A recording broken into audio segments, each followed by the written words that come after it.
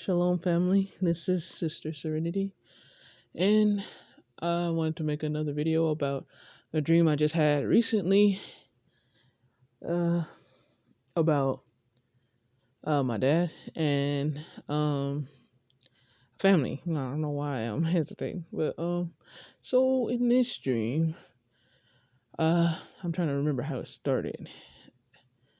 I believe it started. Well, yeah, we were in a Me and my mom was walking. So me and Mama Rap was walking, and we ran into some old family members, but the old family members I knew had died, and then some of them were like very old, like uh uh being there the first day of slavery old, and then some of them were like uh recently dead, or things like that. But anyways, um what happened what happened what happened was is that they asked my mom to follow her, and could we come home with you? But anyway, they ended up following my mother home, and we had all this big gathering, like everybody was there, and we were in this new house that I really liked the kitchen in.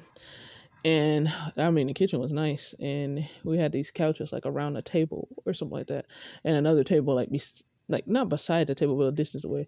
But all the family was sitting at the table or whatever, and I'm trying to remember. Okay, I think no, that was after. So, anyways, all of a sudden the dream like went to me, my dad, and my sisters going out of the house, and we were rushing to get in some shelter because we had heard some thundering and lightning, and we didn't hear the lightning, but we heard the thundering, and we saw the lightning, and it was horrible. The sky was dark, but then when I went out, I looked at the sky, and it's like we were under a blue veil, and it wasn't like a blue sky veil. It was like a shield, but we were shielded in this blue shield, and the shield almost seemed like it was water. And that if you're looking underwater, and you can see like if it's lighting up under the water, like if light was under the water and you're looking under it, I could put it that way. But anyway, but up in the sky, and then I was looking up there and I seen the meteorites falling again. And for some reason in the dream, they appeared like, those big sea mines with the spikes on them. But they were appearing like that, but I knew they were meteorites in the dream. And I was telling my dad, they're coming down or whatever. But he looked up, and he was the one that made me look up. And that's when I saw them. And then I knew they were coming down before that, but I didn't look at them until he looked up. And then I realized it was a shield. And then all of a sudden, a brother of mine that doesn't believe in another guy came up, and they were asking my father, let me follow you. Can we come with you? Can we, pretty much, can we take shelter with you? And my dad didn't answer. Well, the guy my dad started to talk to, but my brother walked up to me and he asked me, can we take shelter with you? And I said that will be up to him. When I looked at my dad, and then I don't know, in the moment I was like happy and grateful that I followed him. Like I did what he asked me to do, and I was with him, and I felt like I was saved, like being with him. But in reality, that would just mean like I followed, the teachings and, the message and the warnings that came from God, from him, and it saved me. But anyway, back to the dream. He ended up, I told him, you go, you answer to him. He's the one that makes the decision. And he went over there to ask him, and I already knew, like in my heart, I knew my father was going to say no. But but then again, my father is a very forgiving person, so I inside the dream I was like trying to debate of whether he would or not. But I was sure he would, but then there was a part of myself that said maybe he won't. I don't know. But anyways, what ended up happening was they disappeared, then the sky cleared up. which it wasn't the sky, but the shield. Beyond the shield, it was clear all of a sudden, and all the rain and everything went away. And then I said, "Well, Dad, is it?" I was like, "Daddy, do you think do you think it will be pointless, to have a shelter, to go inside of the shelter?" And then he kind of looked at me and he was like, pretty much, yeah, this is pointless. Like you asked an obvious question, but and then we headed back to the house because everything passed without us being touched. So and we weren't harmed. We were scared, but we weren't harmed.